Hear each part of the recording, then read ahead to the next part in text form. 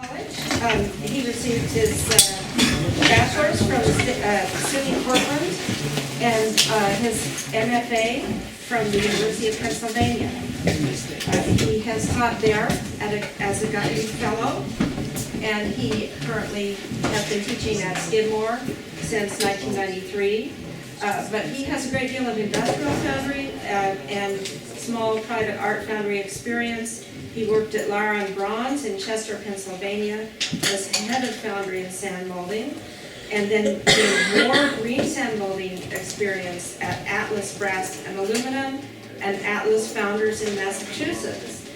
Here he got experience casting machine parts for industrial applications. He is currently the owner of Ibis Casting, which is a small studio foundry where he does his own work and those of others, both national and international sculptors. So, are you want me to? Oh, final edit, there it is. It took me a while. Got it? Okay. We'll see. No, do I have to go to the slideshow? Because that's,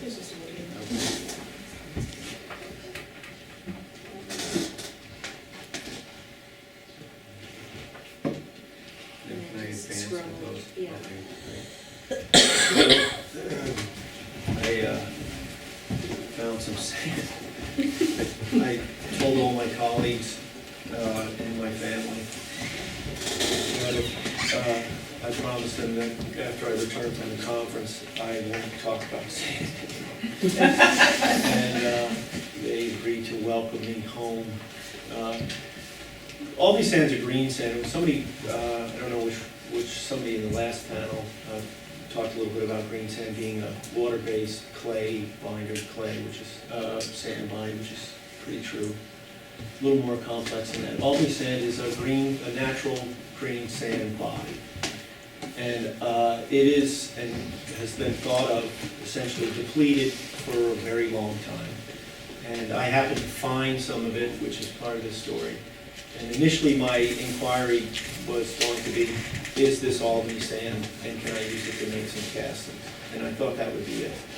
And it's grown much larger than that. And it's interesting, rather than just being an assessment or an examination of grains, it's sort of turned in, for me, to a kind of revelation of the creative power of elements in opposition, and combining to create really extraordinary things.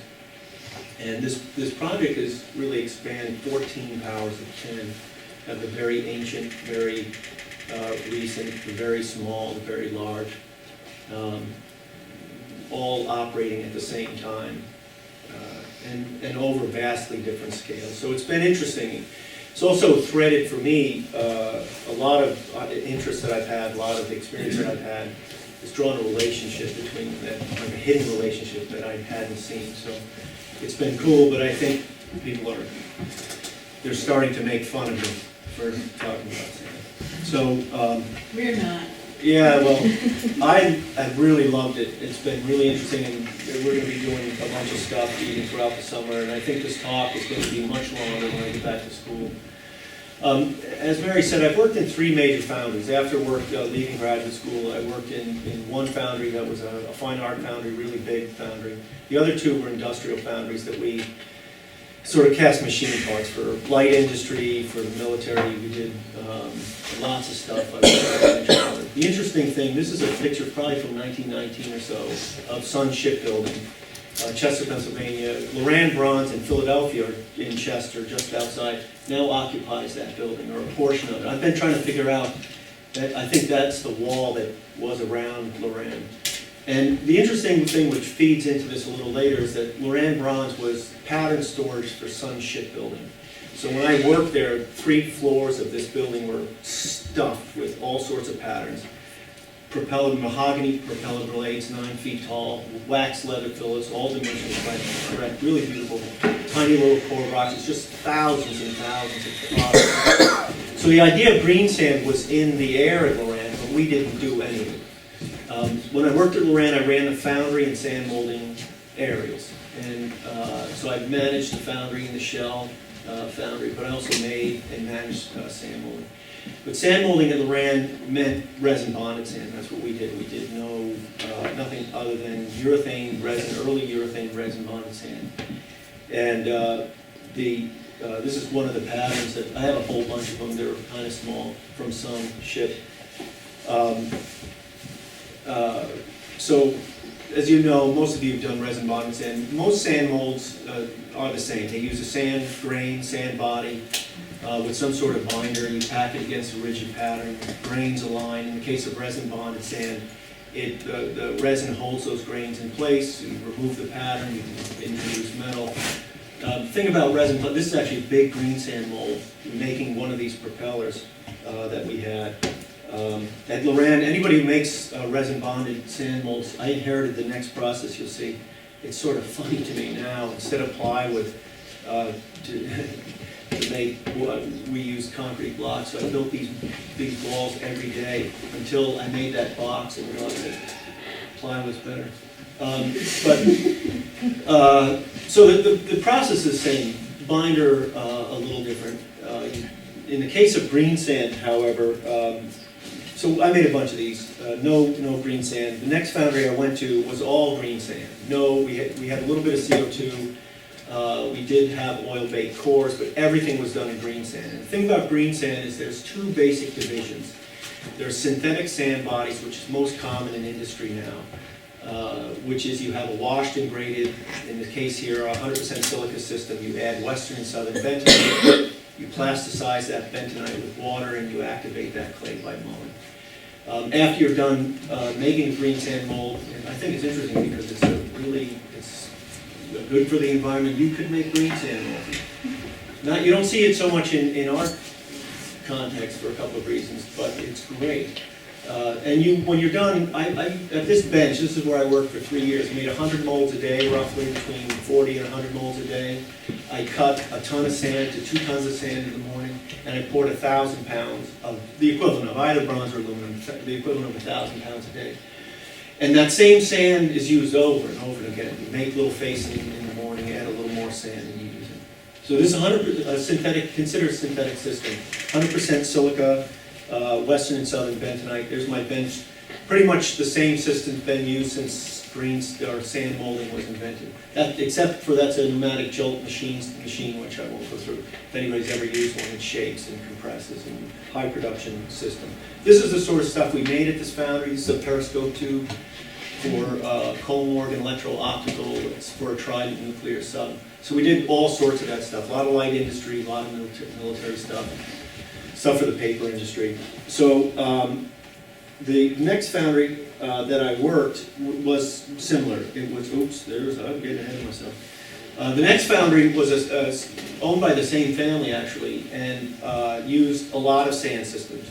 Resin bonded, urethane, oil, Petrobond, all sorts of stuff. We also even used an olivine sand, which is a specialized type of sand, but still green sand.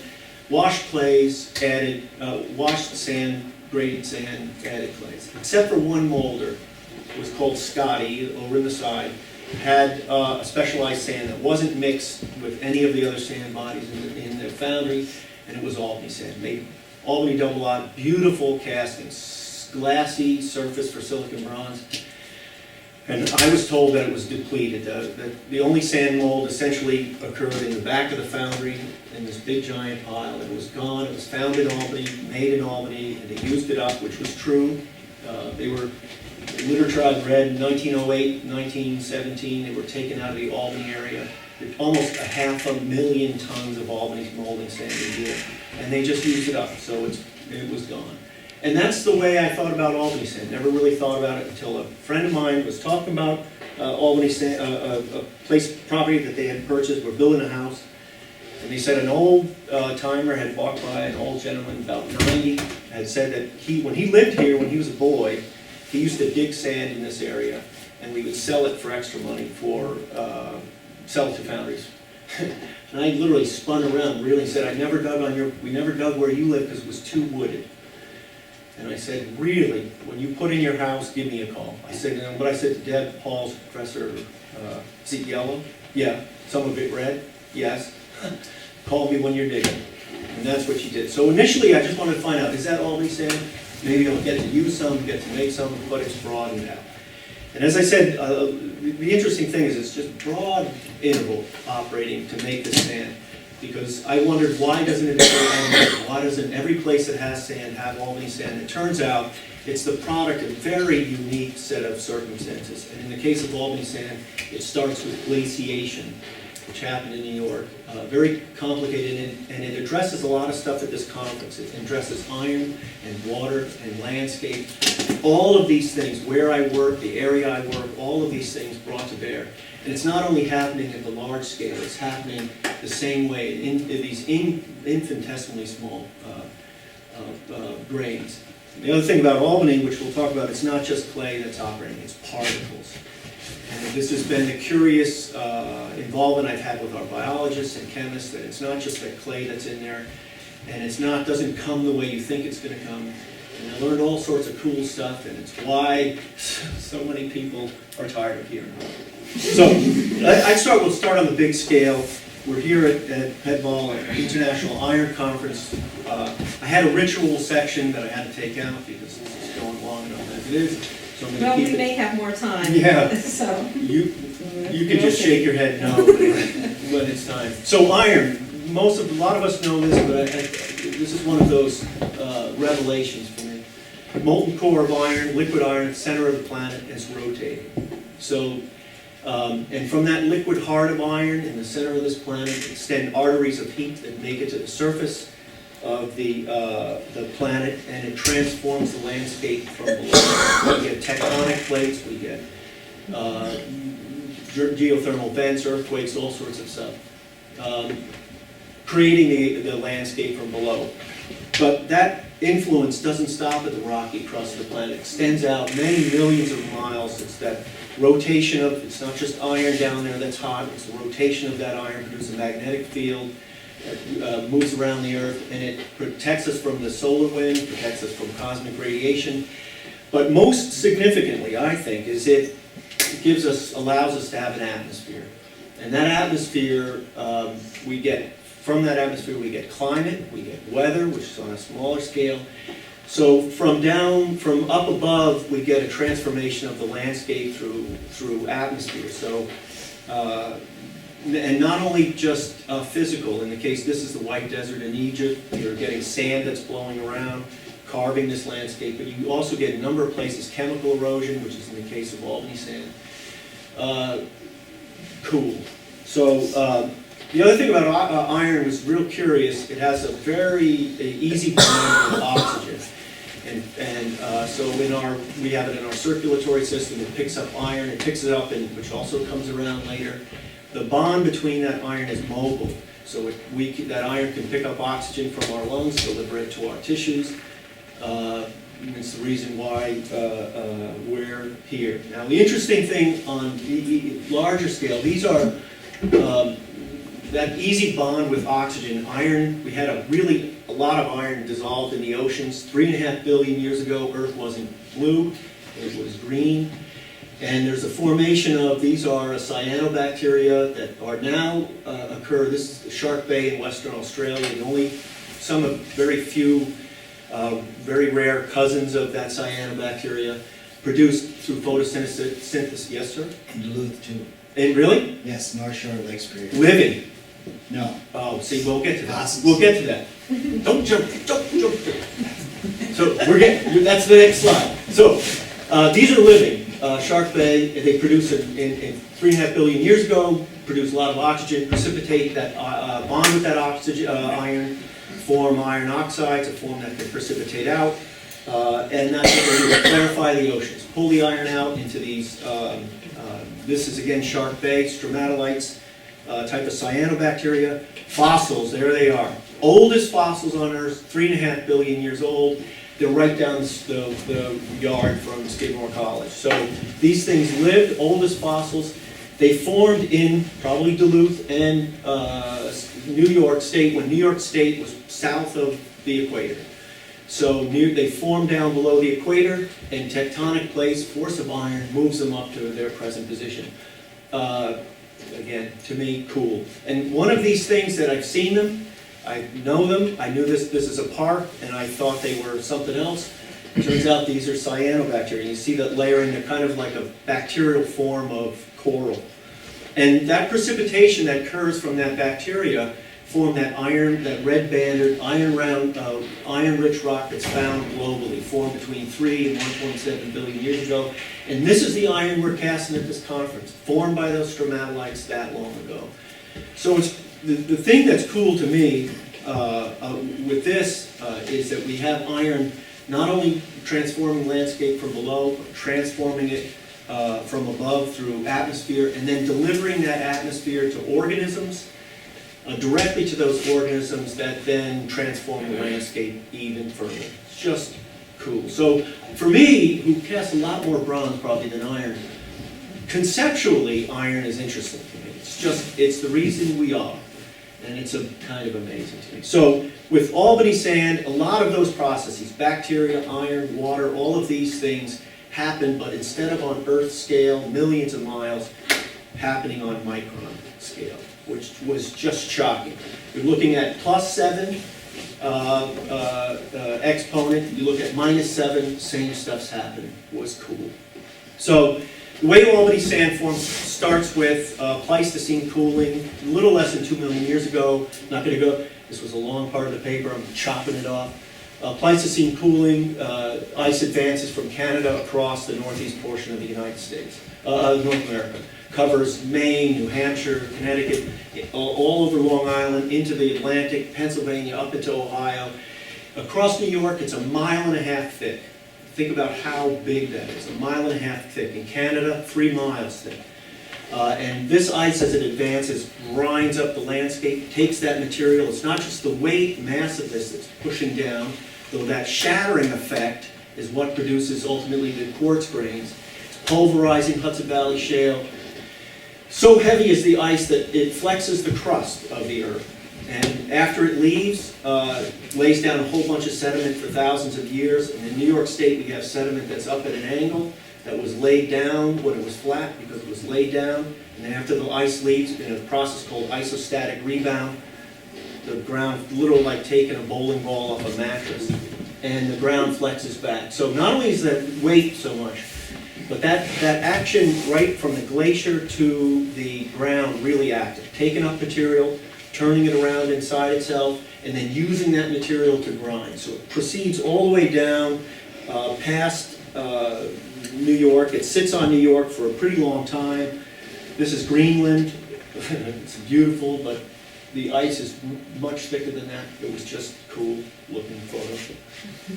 So here's the advance. You can see the times. I read a lot of papers in preparation for this and such esoteric research. Some of this changes, but this was a pretty good, general example. So what happens, the ice comes down, it's full of this glacial till, enormous amounts of glacial till, sits on Long Island, and then we have a global climate change again, temperatures warm up, the ice retreats. All that water liquefies, and as the ice retreats, it drops all that glacial till and forms big mounds called moraines in an arc from Nantucket all the way down in a southerly arc up into Pennsylvania. And it covers the mouth of the Hudson River.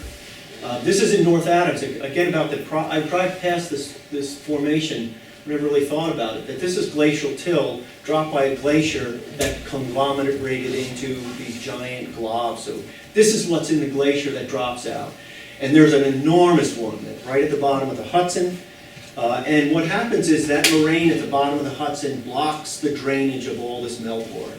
So that entire 1.5 miles thick of ice turns into liquid, has no place to go, it backs up, pools into central New York into 3 big glacial lakes. Albany, Mohawk, and Iroquois. You see Lake Erie there, see how big Lake Iroquois is, and you see Lake Albany there. That Lake Albany, the parameters change a little bit, but it's a waterway that goes essentially from New York City all the way to the Canadian border. Where we are, it's about 30 miles wide. In places, it's 300 miles deep. And Skidmore College, I wish my cursor, you did, oh, can you see that cursor? Yes. I think that right there is Skidmore College. So our campus, when I went looking at maps, topographical maps, half our campus you see the word water tank? Can you see that? We're roughly, I don't know, she said, like, this triangle right in here is roughly the campus, though we have this square.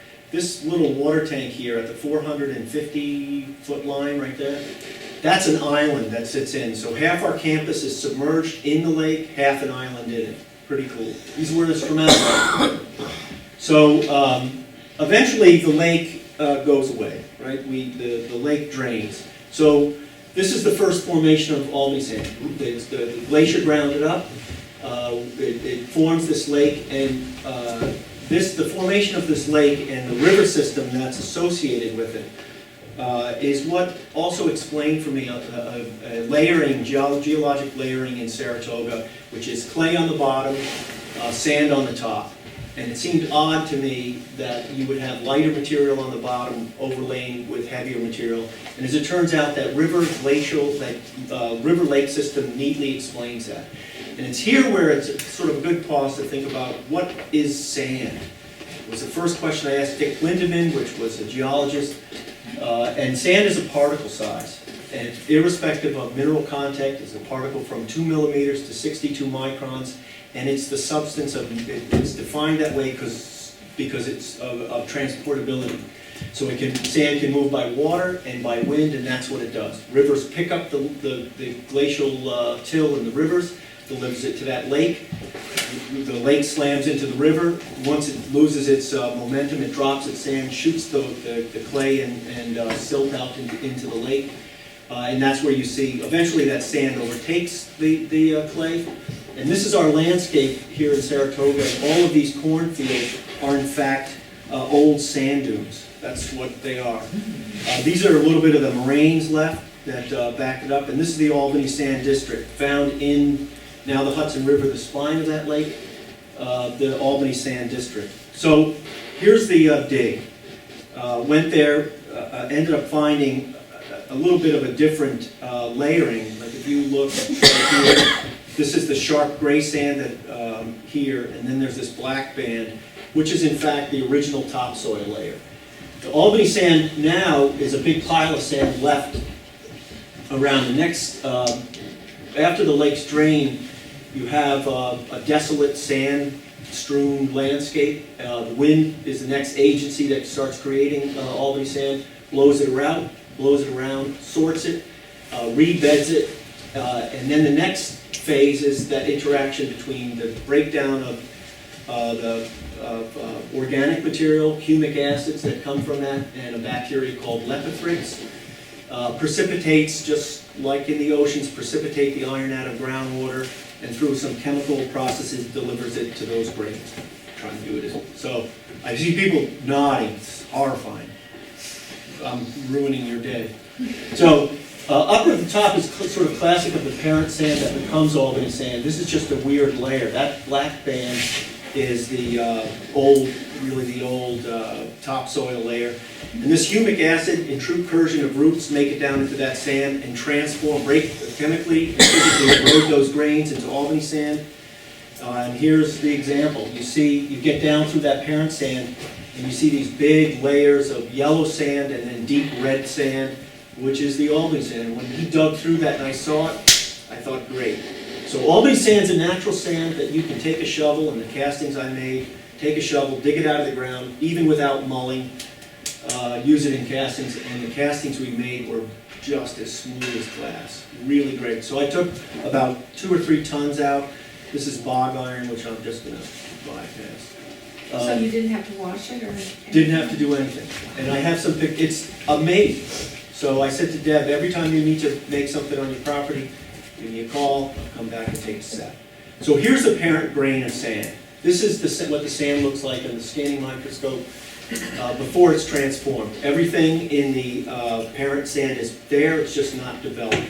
So the action of plants on that earth, the transmission of iron forms that big rock into grains that look like that are all, and what it's doing is the clay, rather than coming from like bentonite clay, these chemicals break down Hudson Valley shale, into the clay and bond it to these grains. So it's not added, it's actually the erosion of those events. So that little sphere there is actually iron, a little pellicule of iron, which I thought was cool too.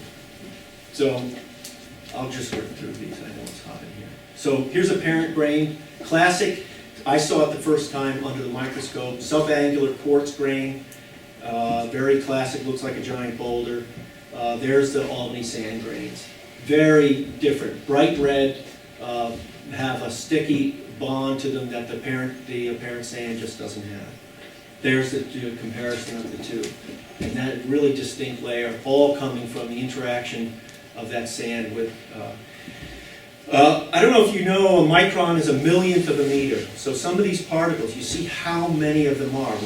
They're responsible for this bond. And I'm not going to go into the chemistry, but it's interesting, the role of iron, not just clay, and other small micron-sized particles in the bond of Albany sand. It's just when you get down there, there are billions of particles adhering to the surface of these quartz grains. I'm going to just bypass this because you'll be asleep and I'll hear you snoring. The only thing cool here is that even though these are two samples, that a lot of this bond is coming from not just clay, but the size of the particles. I'll spare you. But you see how fine it is, about 140 grit. 5 grains fit inside your fingerprint ridge. Pretty fine sand. So there's another one, pretty cool. I got the photo. And it's rounder, it's not as angular as, say... The sands are classically subangular. I would show you that. If you look at angular sands and subangular sands, they have facets. They're slightly rounded. Rounded sands are river sands, and they look like spheres. They look very different. Okay. So this is what was cool. This is a BB, for those of you who don't know, it's a tiny little thing. A little tiny round hole, scanning electron microscopes. I talked earlier about packing sand grains around a surface.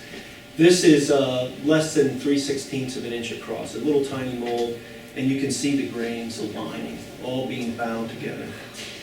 So. And they're all a little bit different sizes. Yeah, they are. That And they are, yeah. I took out, I don't know, maybe 100 slides or images. I don't think you could sit through it. But there is in all sands you can see the arc. You want to sort of see a bell curve, and you can.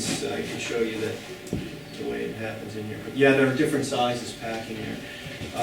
But each one of these grains, again, are on the order of 62, 50 microns across, really small. There's that little iron. You can even see detail. Can you see it over there? Detail on that little ball of iron.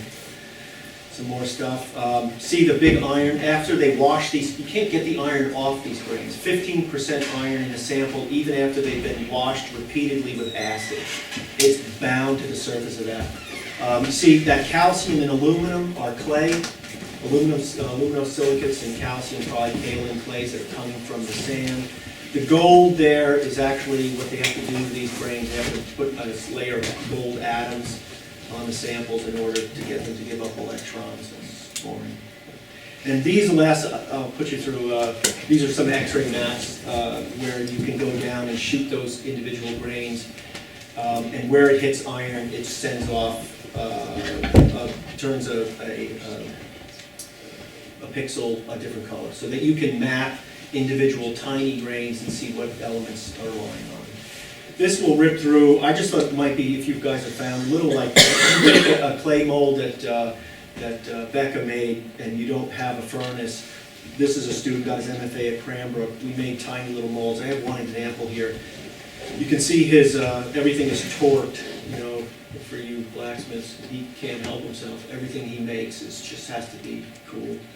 But he made a little tiny thing that has a little hook that turns, and he melts. We melted 14 or 16 pounds of bronze in a little soft brick, tiny little furnace in about 40 minutes, which was cool.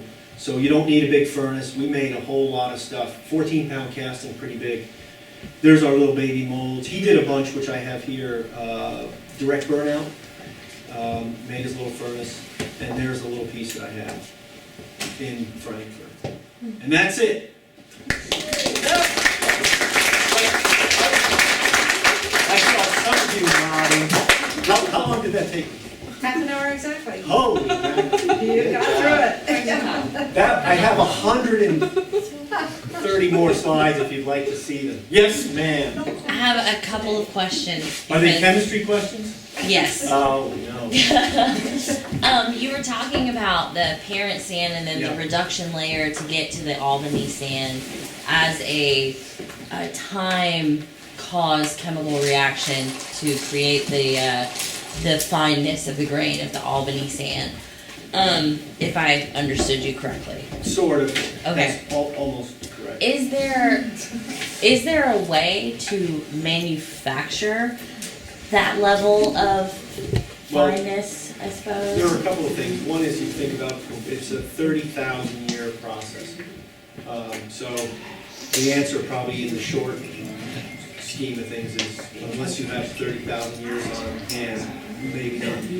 There's a chemist I'm working with called Navi at school, he's an aerosol chemist, and he deals with atmospheric stuff and how clays take up metals and whether in what circumstances they give up heavy metals to the environment, soils, and the atmosphere.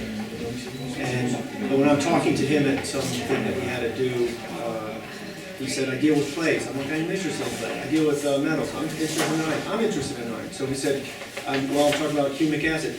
This is my experiment with humic acid. So he said, over the summer, we can try, we think we can get some of this on a small scale to happen.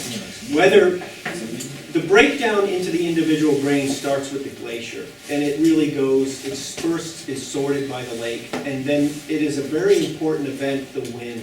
So that particle size of, that one fact that I learned from Dick Lindemann, geoscientist, was really important, that sand is a grain size, irrespective of mineral content, because it moves by water, it's sorted by water, and then it's resorted by wind. So the uniformity of grains in Albany sand in some part have to do with thousands of years of the wind picking up the lighter particles and depositing them. I suspect that you could be a glacier with a hammer, you might be able to, and that's how they grade, they manufacture sand. Whether you could get iron to bond to these sands, this is what I'm curious about, and I've talked to anybody who's interested. I'm telling you, one of my friends said to me, hey, you want to dig up this dirt and talk about it, John? Like, I have just ruined my friendships with people over my obsession with sand. Whether you can get, and the mechanism of that iron, it has to do with silicate colloids and the relative net negative charge of silicon colloids and the space between them, and positive iron cations that can slip in there, and whether they get locked in there or whether they're mobile. Whether you could get iron to bond to those grains the way they're bonded in Albany sand, I don't know. I don't know on a large scale what it would be cost effective. I know the guy, Bill, Deb's husband, said, can I sell some of this sand? He was thinking, I let you take your 2 tons, but if my 2 acres says great, you might be able to buy a few 5-gallon pails of Albany sand from Bill and use it. And you could use it forever. You could use it for a very long time. So I don't know if you can make it. Yes, sir. How do you find it? You have your friend say, I have 13 acres of sand. well, you should find, what we found in our dig was wrong. We never saw the clay, though the well guy said it's 40 feet below. So there's 40 feet of parent sand. Right. Then there should be, Albany sand, I didn't get into this, but it almost always occurs in a 2-foot layer. And if you think about in our northeast, we get freezing that goes to 3 feet, so you're getting that freezing and thawing like the glacier that's happening in that layer. And I think that's where, in some of the pictures, you can see roots and curve about down that far, and it's bringing all of that chemical erosion. So you should find, the reason we found soil, parent sand, black band, molding sand, parent sand, is because they filled when they constructed their property, they filled their backyard. So you should be able to, if it's in your area, you should be able to strip the topsoil out, and it should be right there. Right there. If you dig down on your land and you see yellow sand or deep red, that's probably similar. Yellow sand. Get yourself a scanning electron microscope and fall into a crazy. When my gophers go down, it's yellow. Yeah, I think the redder it is, red. can you pick it up and make, I don't know if you've done green sand, will it hold together? I'll do that next week. Yeah, there you go. Actually, you shouldn't, because you're gonna be ruined, your family will abandon you. Why don't you go and then we'll get to you. Yes, sir. Are there any other sorts of naturally occurring equivalent around the Well, world, or is you it know what- exclusive to Albany? There are other sands. There's the, in Iowa, a lot of the sand testing I did was through there's a place which you should find out about. It's still really dealing with foundry stuff. University of Northern Iowa does a lot of foundry stuff. There's something called the Institute of Bio-Based Binders, and it deals with green sand. He's the head of AFS Green Sand Mold Committee. They were really helpful in doing chemical tests for me. And there are lake sands in Iowa. I think French sand is essentially a delta sand, a very fine sand. I just read a thing in AFS Bulletin about olivine sand, and I haven't looked too far into this, but apparently Norway and Sweden are an isostatic rebound kind of geology. And this thing in AFS was talking about the scarcity and depletion of olivine sands and what are we going to do. And I thought it was interesting to read this in 2012, when in 1912, they're talking about the same thing regarding Albany sand as they're talking about now with olivine sand, and looking for, and it's in Norway, the diamond sands it's called. I haven't looked too far into diamond sands. But it's not a naturally bonded sand, I think, olivine, the way Albany sand is. French sand, some others. But it's been curious to me is why don't you find this everywhere you find sand? And it seems you have Hudson Valley shale that's being pulverized, which itself is a piece of landscape that's been transformed and then retransformed. You have the glacier, you have all sorts of stuff that are crazy to have happen in sequence. It's very weird. So I think if you find an area maybe that has glacial lakes, has glaciation, has iron-rich water, you may find similar sands. But I haven't. I've been involved with Albany sand, and that was enough for me and my compatriots. Any other questions? Sorry. I promise not to. Anybody wants to talk about sand, I'll talk. Yeah, I just, okay. No, go ahead. Oh, okay. We use olivine sand a lot at our foundry, and one of the professional iron foundries in my area was using olivine sand. We were told that it was because of fracking that they just stopped mining for it in Washington State. I didn't know that. I know that, well, you know what they were talking about is the expense. So that might be the other thing. Is I know the bulletins that I've read about Albany sand, really 100 years old, still are talking about stripping it out with hand shovels and carts. That's what they're talking about. So it may be where it is, or the fact, like Albany sand, it's not like everywhere. Like for 100 acres, it's there. Because of the geology and the actions, the erosional actions, that you find banks of it, and it's really good, and then it gets not so good, and then it gets good again. It probably depends on, it's invariably found under really dense vegetation. It has the best bond when it's under big vegetation. So it could be that there's olivine sand, but for big industry, it's not worth mining it out. But you may be able to find it. Well, we just recently, we've been dry for a while, just using our friend's stash, and just locating something. Well, the interesting thing again, which was in the 100-year-old journal, which was really apt, it talks about Albany sand being velvety, which is really the right word, and it has a twofold bond. It has the hydrated clay bond and this iron bond. So there are two bonds in the sand that it has a distinctly different feel than your traditional, if you've made green sand molds. It doesn't feel like your average green sand. And the phrase a velvety character, I thought, that's exactly right. And it's a unique thing. I could see why people wanted to use it. Very fine. Generally used not for big giant castings, but medium to large size casting, bench molds. I used olivine in the sand that had Albany. Overhead sand system, made the same molds, but olivine still bentonite. Okay, I'm done. Thank you.